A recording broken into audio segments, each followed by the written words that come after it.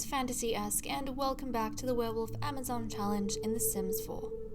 In the last chapter, Queen Julia made an official announcement to the pack allowing male children of every bloodline to challenge her for the title of Alpha during the succession. This was, of course, met with mixed reactions by everyone. Prince Harvey got into a disagreement with Lord Ralph regarding this, and on Thursday night secretly poisoned him to death during a brawl. However, the murder was disguised, leading everyone to believe that Ralph had an illness no one knew about. Oh my goodness, are we actually starting off with a sword fight between Elma and Harvey? Apparently we are, but against this beautiful backdrop of our Sims watching these two train with each other, Ed wants to check in with Eugene, as we can see over here, and talk to him about how gloomy things have become. He wasn't expecting to spend his teen years worrying about the succession and people dying. It feels like everyone's got secrets too, which I think is unnerving Ed just a little bit. We know that he's quite an observant child, and even if he doesn't like getting involved with things, it is because he knows there are things to get involved in. So we're just gonna get him to check in with Eugene. They've kind of reached a point where they're able to talk to each other about everything, all sorts of concerns, encourage each other. And I think Eugene is the only person that Ed has serious conversations with, because Eugene brings out that side of him. Because, normally he is quite an enjoyable person, quite a party prince who doesn't have concerns about these sort of what he considers petty things. But when Eugene takes something seriously, because Ed takes Eugene seriously, he often takes the same thing seriously too. So being with Eugene is making him think, and thinking is making him uncomfortable, so he is seeking out his fated mate for some comfort. Eugene, after hearing all of this, wants to chat with Queen Julia about her decision to include the noble boys among her heirs. He worries that it's making Ed distracted and that the other princes feel the same, even if they aren't saying anything. We do know from the get-go Eugene was a little bit uncomfortable about what is going on here. What do you guys... Oh my goodness, she destroyed this? Of course she destroyed this. That's fine. We're gonna fix it all up, but he's gonna go to the Alpha. Oh, nope, wait, hold on. Ask about being werewolf, yes. He's gonna chat with her, and he is a little bit unsure, actually very unsure, about the Alpha's decision. I think he also feels, even if the Alpha has said all the males are gonna be her heirs, essentially, he doesn't think himself and Edwin are gonna try hard enough to actually get the title, because they'll be too conscious of the princes. So he doesn't see the point in this. Isn't it better for the Alpha to just make it clear that it stays within the family? That's like one less thing for the princes to stress about. So Julia, she's gonna hear him out, but I think for the most part she's gonna try and reassure Eugene that she knows what she's doing. This is for the strength of the pack, the betterment of the pack, and this is gonna ensure that the best candidate in her eyes becomes the next Alpha. So that is that. At least the Alpha has heard his concerns. Next up, we have Harvey, who is dancing and looking very pleased with himself. Harvey wants to chat with Helen and give his condolences regarding Ralph. He also wants to show his concern for Edwin and offer to help fix their relationship where he can. Perhaps Edwin will be more open to listening if spoken to by someone close in age. So basically, he tried this with Ralph and it didn't work out, which is why he ended up killing Ralph. But he wants to now try and approach Helen for hopefully better results. So he's dancing over here, Helen's over there. He kind of sees a way for him to share werewolf experiences. Go ahead and tell her that it's a total shame Ralph ended up the way he did, but also Harvey knows their relationship was terrible and that, she doesn't really feel bad. This is just a way for him to get in, and, she's gonna pretend to feel bad. that's a tool that Harvey can use. And then he's going to hone in on something she does care about, which is her son and the relationship, or I suppose non-existent relationship she has with her son. We know Ada has tried, and Edwin doesn't like that. And now Harvey's saying, well, I'm close in age. Maybe if you let me know what's bothering you and Edwin, I can try and speak to him on your behalf. And Helen, she's a bit naive, so I think she is going to tell him that, her relationship with Ada is a turbulent one, and that her relationship with Ada is something Edwin doesn't approve of and he doesn't understand, but she's got all these feelings she can't contain, and she just, she thinks at least Harvey should try and understand. Maybe he does understand, and she would really like it if Edwin kind of matured a little bit and accepted that this is just the way things are. Plus, his father isn't even here anymore. Like, what does he need to be mad at me for? So she's saying all these things, and Harvey's like seriously listening and considering it. And then Helen's gonna walk away thinking that Harvey is gonna present her particular case to Edwin. Harvey, on the other hand, is thinking about when and where he can bring this up. And I think what he took out of that conversation was, his father isn't even there anymore, so what does he have to blame me for? And obviously, if you say something like that to someone who really misses his father and reveres his father, that's not going to go down too well. It's probably going to ruin the relationship even more so. So now Harvey has to decide when he's going to, lay the killing blow, so to speak, in Edwin's relationship with his mother. So, he's definitely working on some things. Julia over here. Jeez, Julia, why are you hiding? Julia, you're hiding like behind everyone.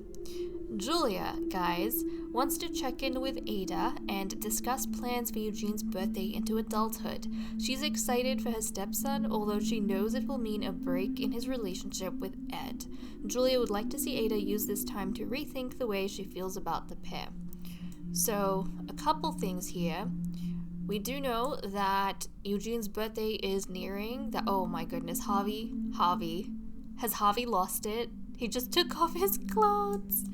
Oh my goodness, Harvey. I don't know what you were doing. I don't know what he's doing. He's gonna go out in the rain without his clothes on. Like, dude, you could have changed into a werewolf, but I suppose you can't transform just yet.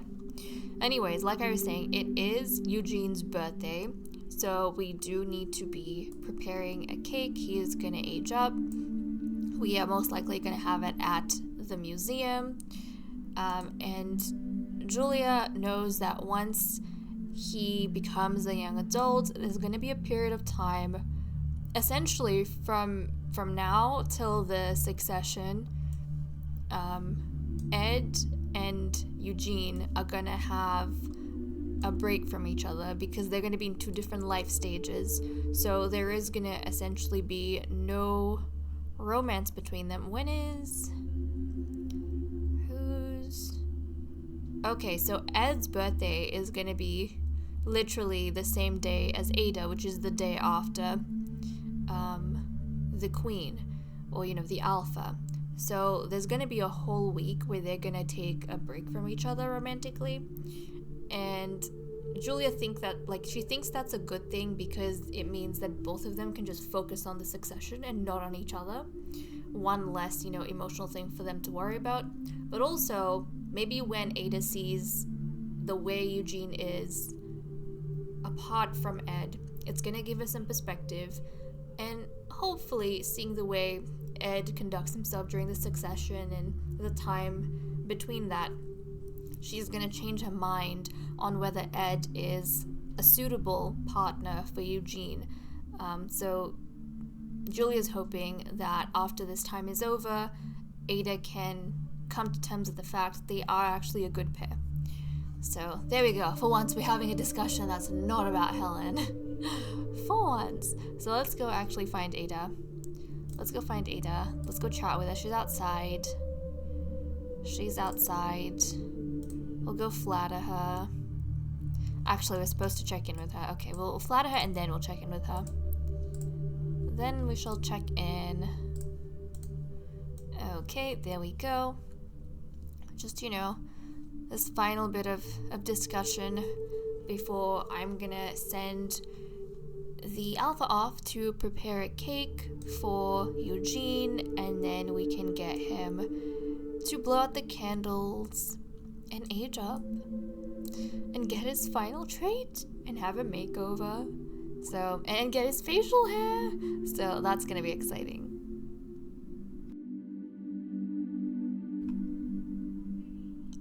We are picking up on Sunday morning. I completely forgot that it was the night of the full moon. So all our werewolves, they transformed literally as soon as Julia finished making the cake. So I am going to be keeping my eye on everyone. They should be turning back, I think around 5 a.m.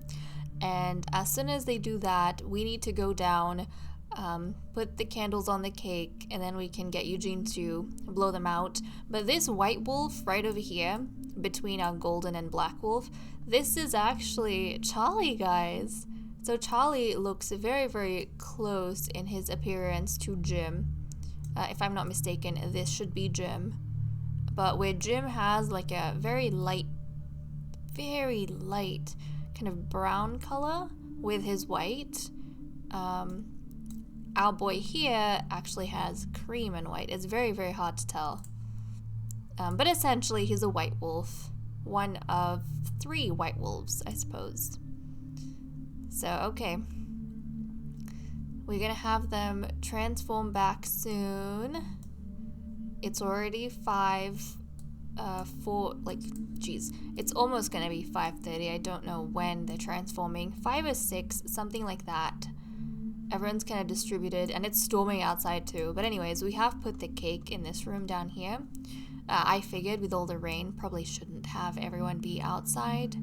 That's gonna be very uncomfortable. And of course, they are going around trying to destroy the museum. But hey, it is what it is. Some of our werewolves have ranked up just a little bit. And another thing I realized, guys, along with the ranking system, with sword fighting, I mean, this probably isn't going to matter anymore because the closer we get to succession, the more and more I'm leaning towards using sword fighting. Some of our werewolves actually had a higher level than the others. For example, Charlie is a runt, whereas Harvey and Elma, they are veterans. So if we had done like a werewolf brawl, they might have had a higher chance of actually winning in that brawl and succeeding. Okay, they're starting to transform back. But of course, we are using sword fighting as the way to, work out who's going to take on which role. Okay, and everyone's transformed back. And I need someone to run down and put candles on the cake like ASAP. So let's do that before they start eating it, and then we can't place any candles. Okay, Eugene, come on boy, let's go put candles on your cake, and then we'll go and blow them out. Prepare this. Okay, so we're gonna get him in his pretty blue coat that kind of matches the cake unintentionally to blow out the candles. Come on, Eugene. I'm excited to see him in his new phase. I'm excited to see him in his new phase and how he's gonna look with facial hair. I'm really excited. I want to know if he's gonna be that big of a change. I feel like, in my opinion, when Elma aged up from a teen to young adult, he had more of a, in terms of his style, the way he ended up looking, like because of his hairstyle and facial hair, I feel like it was more of a change than when Harvey aged up. Harvey doesn't look that different from his teenage self. He looks very similar. Whereas to me, Elma looks quite different. So I'm curious to see what's going to happen with... Oh, Eugene. That's interesting. I feel like this has happened to us before, where maybe if your Sims are above... We've established this. Probably. I just keep forgetting. But I think before your Sims... Like, there was an update. I can't remember which update it was, but every single time your Sims aged up, you would get this come up and you'd be able to randomize. So previously, I remember like your school grades didn't have much to do with the traits you're gonna get, and I think there were some people, like players, that were disappointed with that. So maybe in an update, EA made it so that your grades do have an effect. So if you have good grades, you get an additional trait. If you don't have good grades, then you don't have an additional trait, which doesn't make sense to me. I usually just go in that case and do it in CAS anyways. Plus, some of the kids that I've been with have had really good school grades, so that confuses me. Anyways, we're going to go ahead and we are going to randomize a trait. If I feel as though it really doesn't fit him, then I'll re-roll it. But if it does, we'll try and make it work. We'll see how it goes. So Eugene here, he is genius, he is hot-headed, and that is, because he's protective of his mother, and I think by extension, protective of the people that he holds dear to him. And this final trait is going to be the result of obviously his teenage years, so let's see. Lazy? Oh my goodness, Eugene, he got the lazy trait. You know what I think this is going to be? I think in his teenage years, because he got into a relationship with Ed fairly early on, and Ed was a bit more of a laid-back sort of party person, I think Ed might have rubbed off a bit on Eugene because he's constantly telling Eugene, you need to slow down, you need to relax a bit more, you're too serious about things, you need to ease up. So I think he's been influenced by Ed in that way, and it's kind of made him a bit too relaxed and a bit too blasé about things. So he's become a little bit lazy. I think, that's definitely Ed's influence. I wonder how this is gonna make Ada feel about their relationship.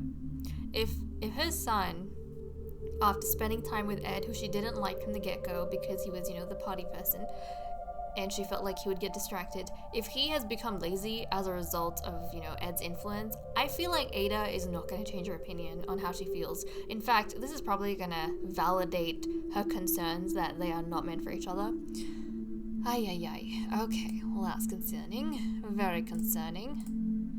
So there we go. That is Ed, now as a young adult, sorry. So I'm gonna go give him his little makeover, and then we'll be right back to see how everyone does. And I suppose we don't have to talk through his trait because we've already seen his trait. I have finished the makeover for Master Eugene Blades. I personally feel like he looks a lot better than he did as a teen, much improved, a little bit out of his awkward stage in terms of appearance, a little bit more. So we're going to take a close-up of his face and then a quick look through his outfits. Obviously, we talked about his traits, we don't have to do that. But here we go. He has grown out his hair just a little bit more, and it's not as cropped as it was before. I think the facial hair definitely helps with his chin and jaw, which, is not his strongest feature point. But yeah, I think he is definitely much improved, and I could definitely see Ed finding him a little bit more appealing now that, he's a bit older as well. So this is his everyday. He's got a lot of outfits in yellow and white. So here we go. We have his formal wear. Would that be like a silver color? I think it's like, would it be gray? Gray and yellow? I guess like silver and yellow. So there we go. He's got his formal outfit.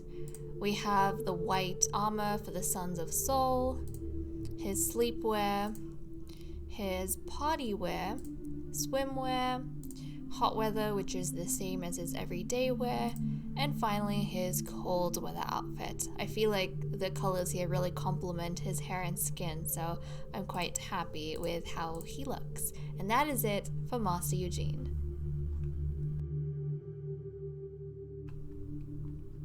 We are picking up on Sunday afternoon. I'm not entirely sure why these two are in the dressing room for our matchmaker. Yeah, don't really know why. But Charlie over here, guys, wants to be mean to Will and throw some of his weight around. The effects of his first transformation are still influencing him, and he wants to display his newfound strength somewhere. And is Will actually with us? No. So I'm gonna start the gatherings. You know a sad thing, guys? When I was getting ready to take everyone to the museum before the start of this chapter, I got the queen to travel and then move to her club group. What is this thing? You know how over here you can specify Sims by clubs, I shifted to that, and then I could only see 6 Sims, and I was wondering, wait, there's 7 Sims in the club. Who are we missing? And I very belatedly realized that Ralph had died, and hence why he was not part of the club anymore, the club Sims anymore, which is so sad.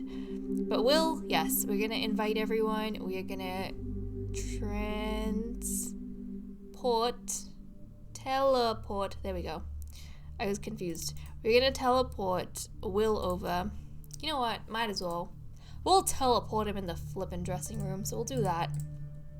I think because Charlie has a pretty decent relationship with his uncle. Where'd he go? Okay, he's right there. He has a decent relationship with his uncle, so he feels comfortable. This is kind of sad, but he feels comfortable enough,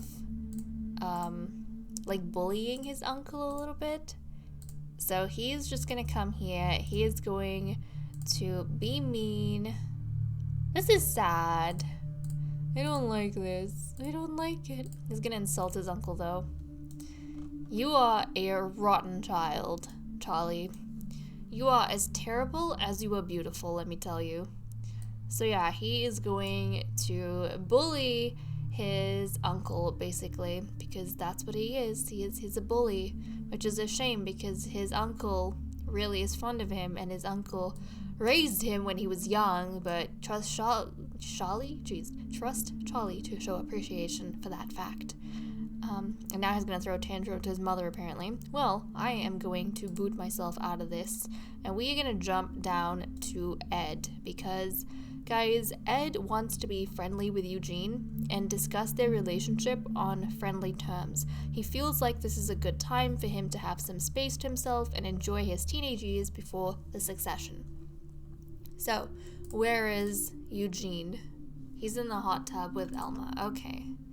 What, now you're with someone your age? But I feel like we've forgotten about this a lot, but Eugene and Elma are actually best friends. I feel as though ever since Eugene got into a relationship with Ed, he has really grown distant from Elma. That's just the way it seems to me when I'm seeing the werewolves in game. It feels like Ed's kind of stayed close with Edwin. I don't feel like their relationship has changed. In fact, he's almost initiated Eugene into their duo, so now they're like a trio.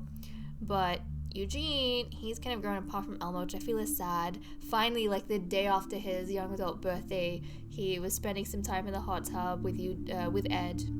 Jeez, no. With Elma. All their similar names. Spending some time with Elma, chatting about a few things, which is quite nice.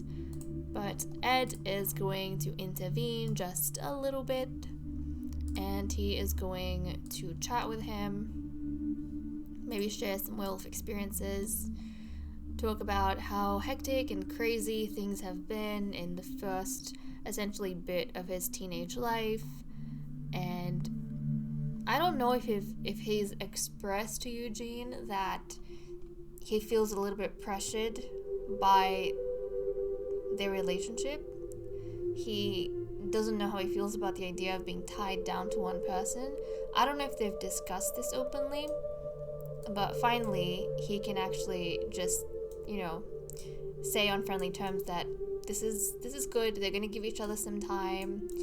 Eugene can do his own things, Ed can do his own things, and they can kind of give, their relationship a bit of a rest and see how things pan out after the succession. Until then, it's probably a good idea for them to not get distracted.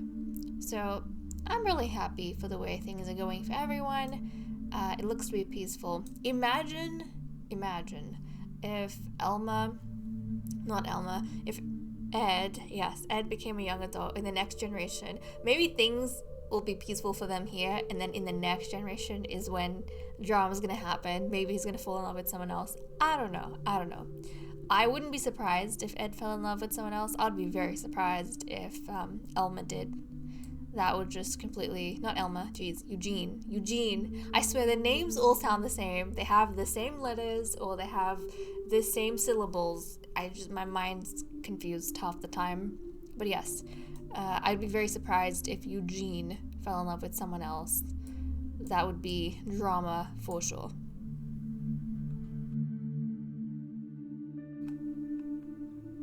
We are picking up on Monday night. I am slightly shocked because I just saw Charlie go up to Roy, his enemy. Oh wait, never mind. I was gonna say, he hugged his enemy? No, it was Elma.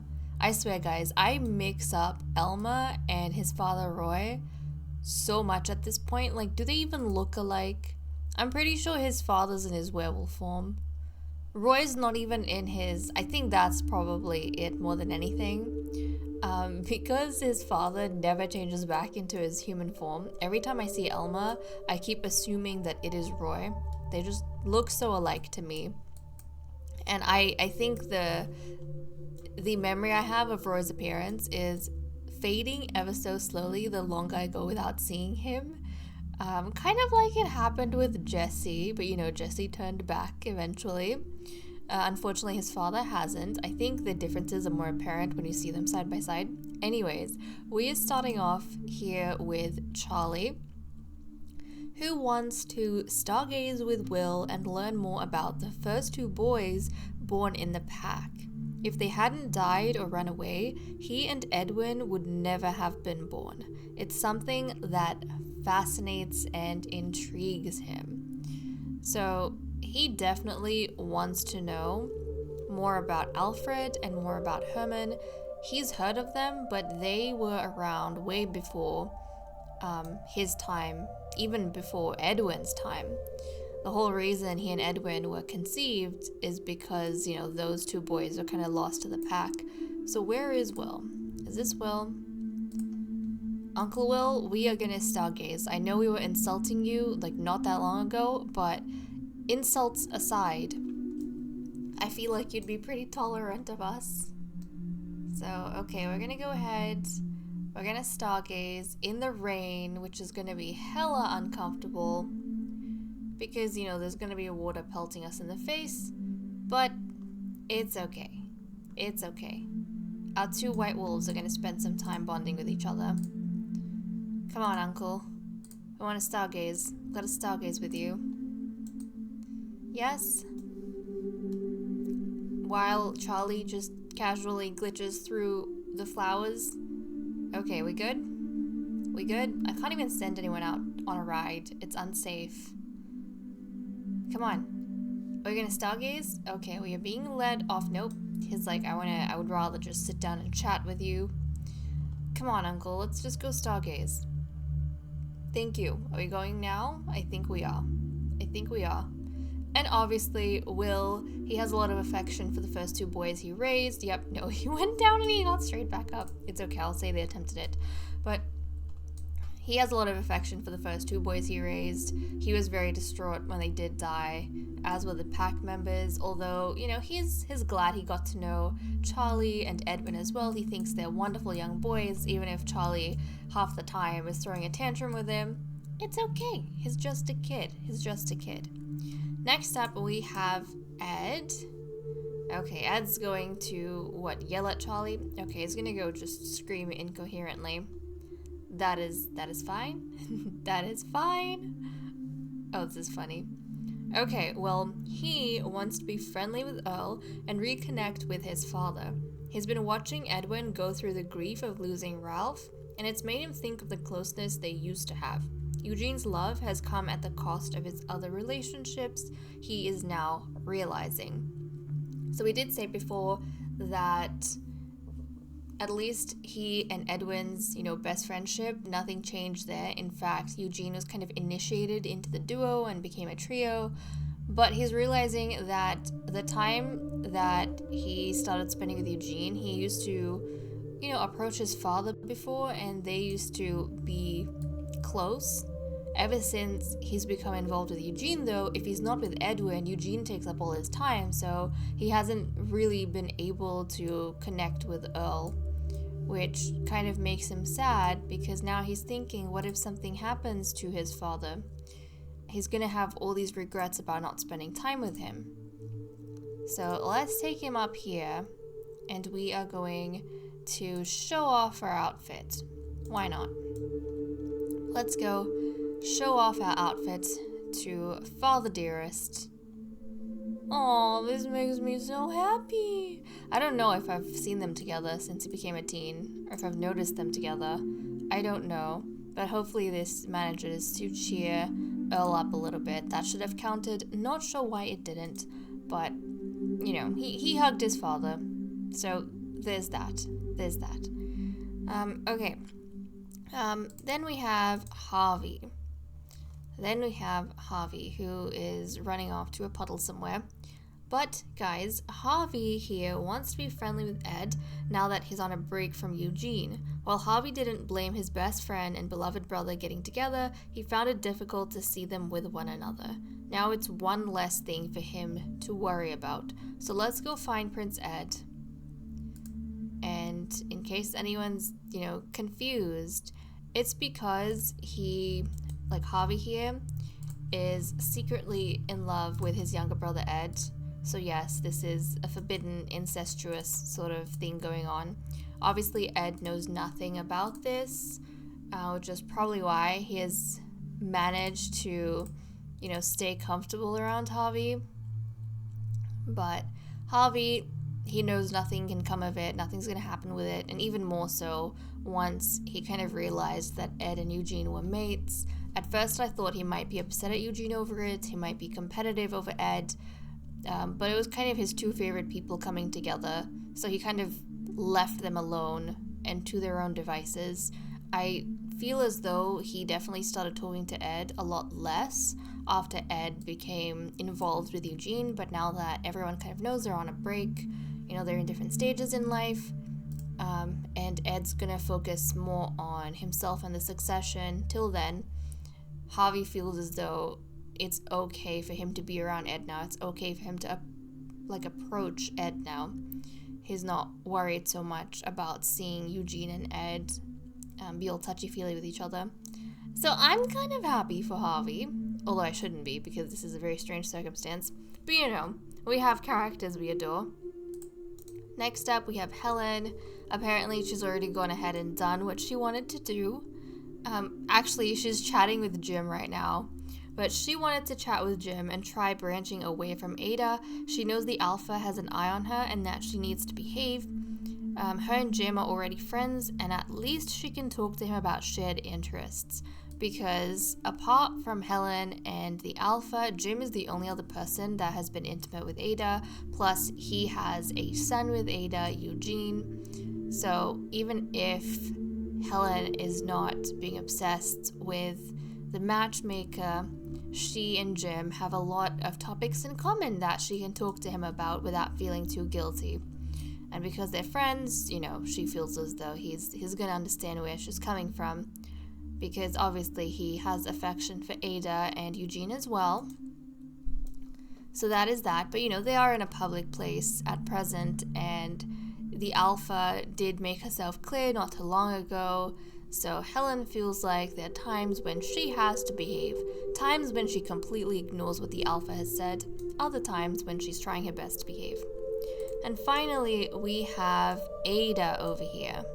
So Ada wants to be friendly with Jesse and ask him about the time he spent with Catherine, although it was very brief. She feels like telling him that she's been having a hard time forgetting her, and that breaking Catherine's heart is her biggest regret. So at the time, obviously, she had a lot of family pressure. Where's Jesse? She had a lot of family... Oh, geez, Jesse, come back. Come back, my dudes. Where'd he go? Wait. Okay, he's stomping away. We're trying to get your attention. Yeah, at the time, obviously, Ada had family pressure, and she thought there was no way she could, step back from what was expected of her and deliver. And that's kind of why she went for the Alpha even after being involved with Catherine. She could have chosen to be Catherine's mistress, but she didn't. She went straight for the Alpha. So that is something that she does regret. I mean, right now she feels like, she shouldn't have done that. But if she went back in time into the same circumstance with the same pressures, I feel like she would have made the same choice. Because, she's talking from the way her life is now. And certain choices now seem a lot easier than it was back then. But if you're thrown back into the, same scenario, then you're probably going to have the same concerns again, like those immediate concerns. So there we go. That is something. So she wants to speak to some. Where the hell did he go?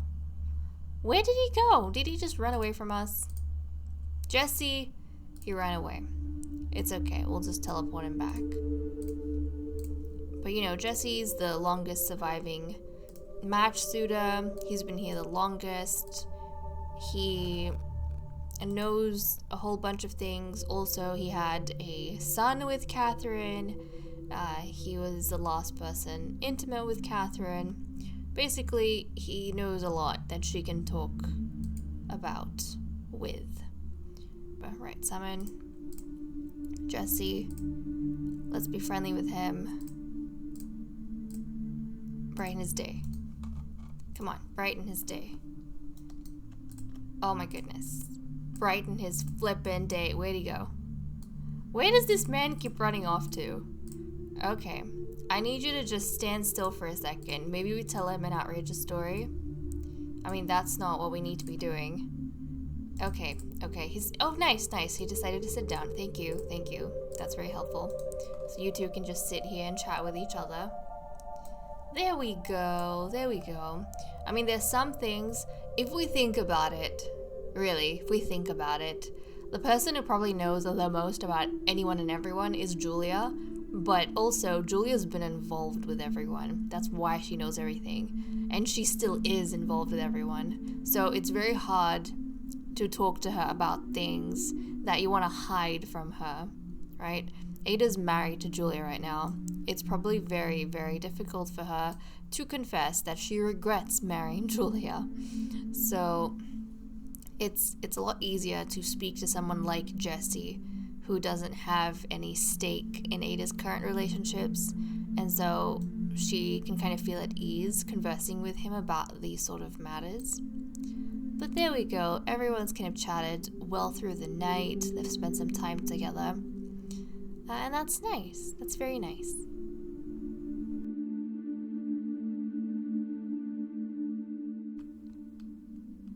We are picking up on Tuesday night with Eugene, who is down here dancing with Harvey. This is definitely an odd combination. Although I shouldn't be surprised, I tend to forget that in Harvey's eyes, his biological cousin Eugene, is his best friend. So there we go. But Eugene here, guys, wants to check in with Ed and see how he's doing after their break. He doesn't realize that Ed has been reflecting on things and is actually enjoying time apart from the relationship. Probably because for Eugene, ever since he fell head over heels for Ed, pretty much everything has revolved around Ed. Let's ask about his day. So I don't think it crosses his mind that actually Ed's happy going back to his party prince kind of persona. He is liking the fact that, he can just do what he wants and think for himself, and he doesn't have to be considerate of Eugene's feelings.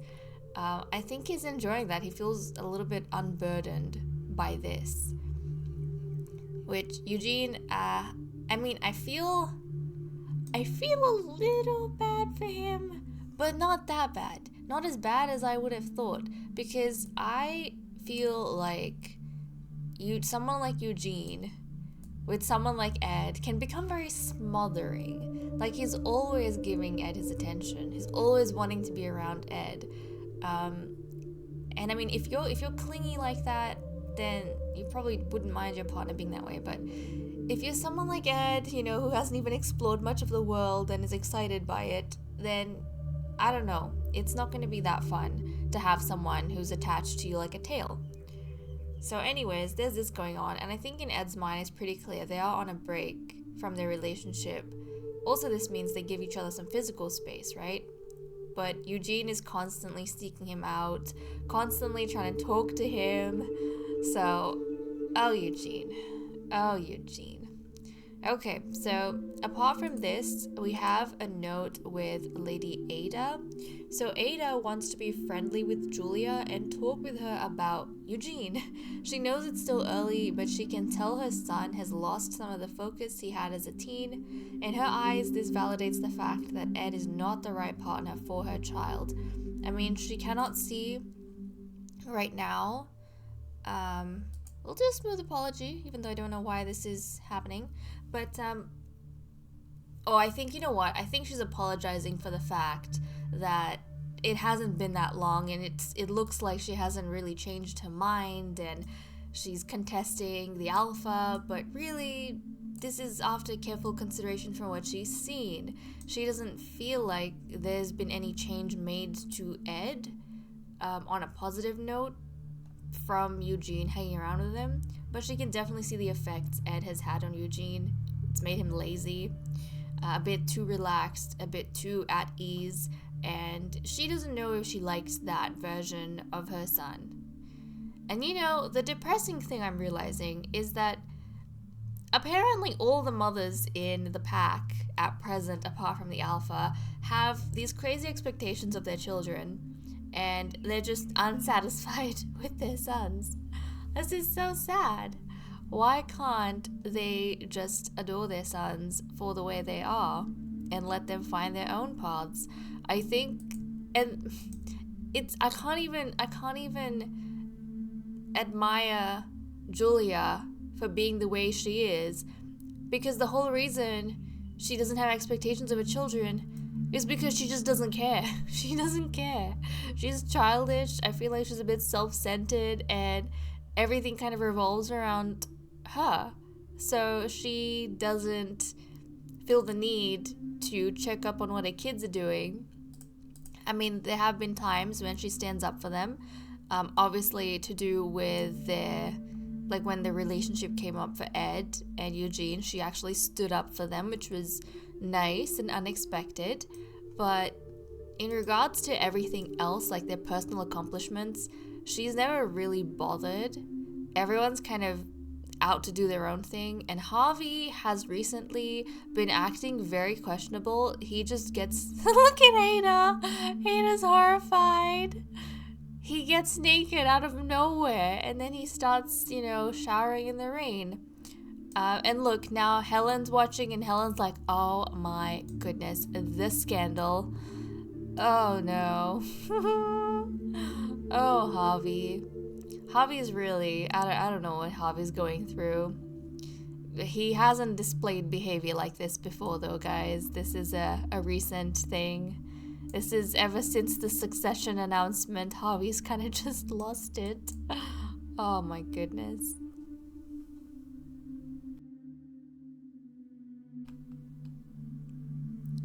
It is Wednesday night, and we are picking up at the observatory with our pack members. It's been a while since we have visited this particular lot, so I thought we'd hang out just a little bit.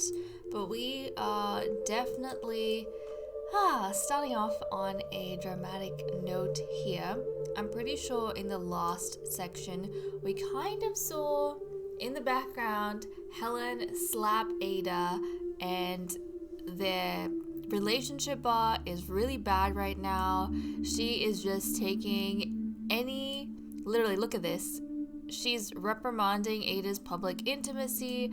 She's doing just anything to show her displeasure at Ada, and I don't think it's been at this level before. And oh look, Charlie and Harvey are sword fighting. Charlie looks terrified. Oh my goodness, he looks terrified. He did, just a little bit. Oh, this makes me curious. Who out of the two of them is gonna win? He's like making a face and everything. Harvey looks like he's kind of got the better end of the bargain. He's definitely more confident right now, I feel, than Charlie. But you never know. He's not grimacing the way Charlie is. But this is a good experience for him. Definitely good experience. We're gonna need this. Not very long from now. Oh my goodness, how long is this fight? I don't know how long this fight is. Oh, it's almost over. It's almost over. And who's gonna win? I think it's gonna be Harvey. I personally think it's gonna be Harvey. Just because he's got way more experience than, yep. Ooh. Well, that was interesting. That's valuable, so I hope you've learned something. Anyways, we were on Helen, weren't we? So let's just go ahead and see what Helen's up to. Helen, guys, wants to become disliked by Ada because she's starting to feel like she's being played with. If Ada doesn't want her around, then why doesn't she break it off? Why keep her as a mistress and refuse to get intimate? She just can't understand this. She's been trying and trying and trying. Finally, she can see that Ada is playing hot and cold with her. She is having all these deep and meaningful conversations with Julia about Helen and other people about her struggles with Catherine. And yet, when Helen's here, you know, willing and everything, Ada's not giving her the time of day. So Helen is, I think, a little bit sick and tired of feeling insult feeble nature. Exactly. She's kind of tired of being pushed around just a little bit without any clear intentions. So she is going to take it out on Ada. Come here, Ada. She's going to take it out on Ada. I might have to break up that conversation she's having with Harvey. That's okay. We'll go do that. Come here. Ay. Okay, insult feeble nature. We might even snarl at her. Yep, snarl at her. Oh. Are we finally gonna get to, you know, them breaking up? Which would be great. I mean, I think that is what... I think that's where we need to go. That's what I feel like. I mean, I'm not gonna break them up without, like, one of them giving me some sort of indication that it's what they want. But both of them have a personal rift with each other. At this point, I don't even know if they can go back. So let's, you know, jeer at her. We are going to imply her mother is a llama. Very rude. Very rude. But that's exactly what Helen wants to do. We are going to throw a drink at her. We are going to mock her outfit. I think for Helen, it's less about her disliking Ada. She wants to make Ada dislike her because she feels like Ada is too wishy-washy to make a clear decision on their relationship. If you don't, you know, like if it's bad being involved with me, then why aren't you breaking it off? You still are keeping me around as your mistress, but you don't want to do anything with me. And you're kind of starting to, you know, kind of hide. You're starting to hide whatever it is we are supposed to have. So I think Helen's confused more than anything, and she just doesn't like the situation she's in. Okay, how are we doing? Are we disliked yet? We are not disliked yet. Okay, we're not gonna beg her forgiveness. Screw that, it's not what we want. Let's keep insulting her. Keep insulting her. Keep arguing with her. We're not gonna beg for forgiveness in any way, shape, or form. You know what? Maybe we should just brawl. I just realized this. Maybe we should just brawl, and then we'll definitely become disliked. So yeah, she's transforming. She's so angry. She's so jealous. She's kind of overtaken by all these emotions. She cannot wait anymore. I think this is the first ever brawl that a female is going to participate in. I don't think any of our ladies have participated in any brawls with each other. It's been like the males doing it for the matches and then just amongst themselves. Oh my goodness, whoa. Is Ada not going to transform? Like, seriously? Ada's just going to fight Helen in werewolf form? Oh, did she transform now? Yeah, I think she transformed in the middle of that fight. I am really curious. I have never seen any of the ladies brawl before, so who is going to win? Whatever happens, this is gonna absolutely destroy the relationship between them. Oh, Ada won. Ooh, that must hurt. That must hurt for sure, but they despise each other now. Yep, this is exactly what Helen wanted. She wanted to make Ada despise her and be more decisive. She didn't want to be pushed around anymore. She didn't want to be unsure anymore. Hi, so we have that. And the next note is with Julia, which, we can't fulfill at this point because, unfortunately, Helen is in a terrible, terrible mood. But what is on Julia's mind? So Julia wants to chat with Helen about her spat with Ada.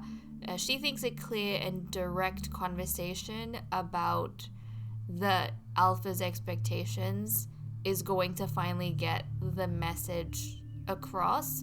When she made that side comment beforehand, she wasn't trying to tell Helen, or she wasn't trying to make Helen feel bad. She was just trying to clarify that their connection isn't helping themselves and it's not helping the pack anymore. In fact, it's kind of seeping into other relationships and it's starting to be a problem for the pack. And I think Julia wants to let Helen know that it's not just, for others, or it's not just keeping Ada to herself. She thinks that Helen will be better, in a better kind of mental scape and emotional scape, if she lets Ada go. That whole connection is as damaging for Helen as it is for Ada. Julia she hasn't cared to say it before, but she's saying it now that Ralph is dead. Helen sacrificed a great relationship she could have had with her fated mate, which not everyone has the opportunity to do, just to be Ada's mistress. And she couldn't even mourn him properly when he died. So I think the alpha feels as though this is the right move. It's gone too far. You can't even grieve properly at this rate. So that's what the pack's been up to throughout the night.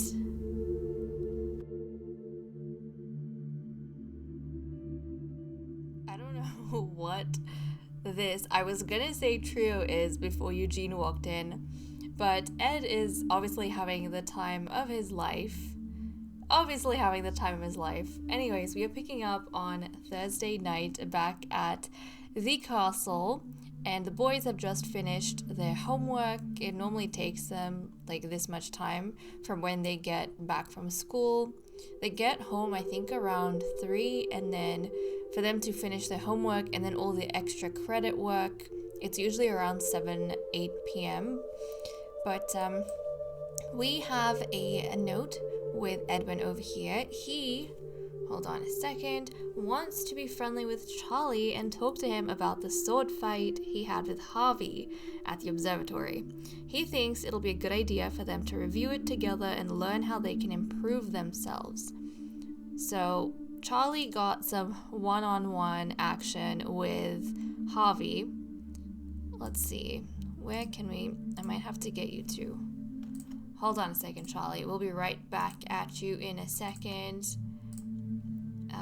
I think Charlie's going to be happy, obviously, getting attention from Edwin because he considers Edwin to be his best friend, but we'll enthuse about fitness as a way of talking about that sword fight. So we'll go ahead and do that. I'm sure Edwin would be very, very fascinated with it. I don't know how often Harvey chooses to sword fight with the youngsters, but this is kind of a valuable lesson for them. Pretty much, from now on, every sword fight they do is going to help them improve their skill. And I can see Elma turning in the background. Elma, are you okay, Elma? Okay, he's just raging. He's just going through his own problems. Okay, but we'll talk to Charlie. about all of this. And I think Charlie, even though he lost, would be very, very excited to share his experience with Edwin. So they could like analyze it together, what went wrong, what went right, when he had an advantage, when he didn't have an advantage. Maybe even breaking down what they think could be Harvey's weaknesses, because it might be useful to them when they're trying to work out the rankings later on. So yeah, they're deep in discussion over here, these two besties. And it seems as though our next sim with a note has walked in. So carrying on from what happened at the observatory, Lady Helen, guys, wants to break up with Ada because, hold on a second, because she knows that Ada doesn't have the guts to. Their relationship has completely fallen apart, and now that Julia has spoken against it, there's no point in putting herself through the pain of constant rejection. There's no point of her being a mistress and ignored. Helen's pretty much made up her mind. So guys, we are finally gonna have, and perfect, Ada's down here, we are finally gonna have a conclusion to this disastrous and blood-sucking relationship.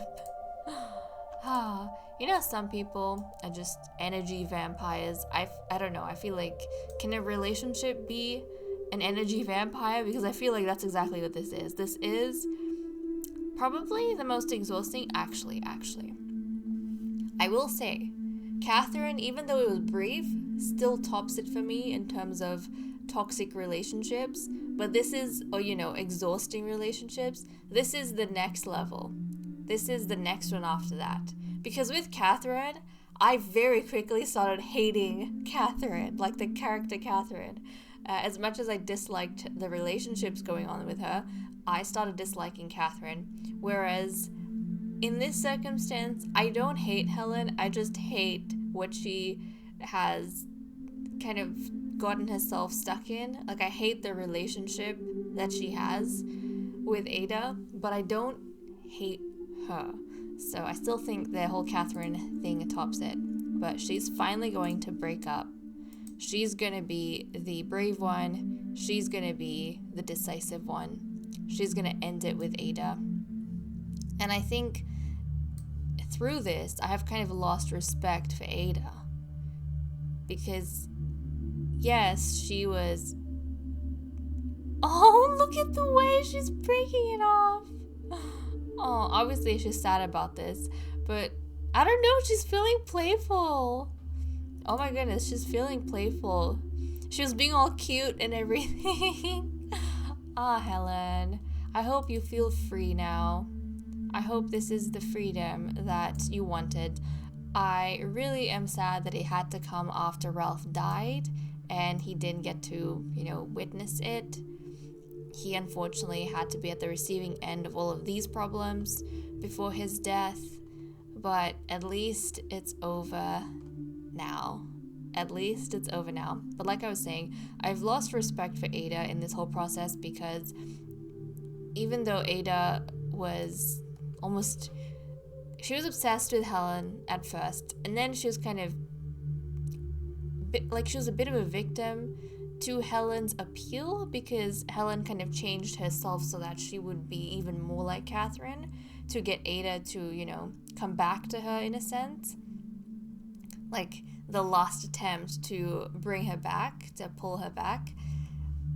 But then I realized at some point, wait a second, Helen is officially Ada's mistress. If Ada doesn't want this relationship, and if she knows it's damaging, she should break it flipping off, and she wasn't doing that. So I was getting upset at Ada for dragging Helen along because that's pretty much what she was doing. Helen kept wanting to be intimate as well. She was having all these romantic wants, but she couldn't fulfill them because her relationship with Ada was so bad. So in my mind, that's kind of like Ada giving her the title of mistress but keeping her away, which, doesn't make too much sense and is very, very annoying, and it's cold-hearted. So, I'm really happy for Helen.